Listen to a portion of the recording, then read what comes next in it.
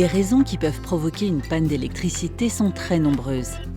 Pour apporter la bonne réponse, il faut identifier la source de la panne en procédant étape par étape. Voici au préalable quelques informations utiles sur le fonctionnement du tableau électrique qui se situe en général dans l'entrée de votre logement.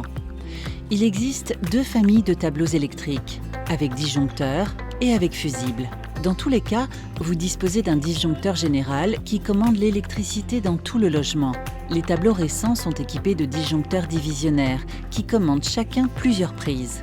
Ces disjoncteurs sont activés lorsqu'ils sont sur ON en position remontée, désactivés lorsqu'ils sont sur OFF en position vers le bas. Les tableaux plus anciens sont équipés de fusibles. Activés lorsque les tiroirs sont fermés, désactivés lorsque les tiroirs sont ouverts.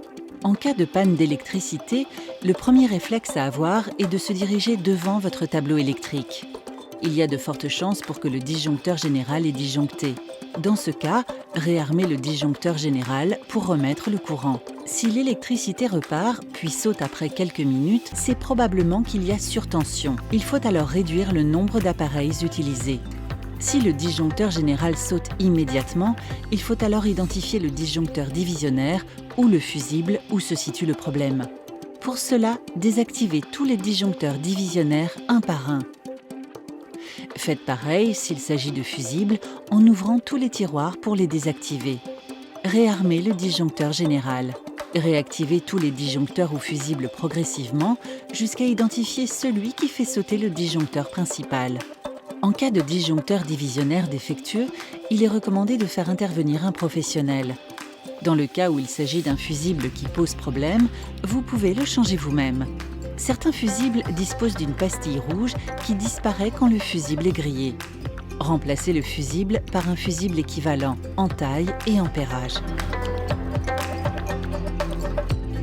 Il se peut que le problème ne vienne pas du fusible ou du disjoncteur, mais des prises qui lui sont raccordées, qu'il faut alors identifier.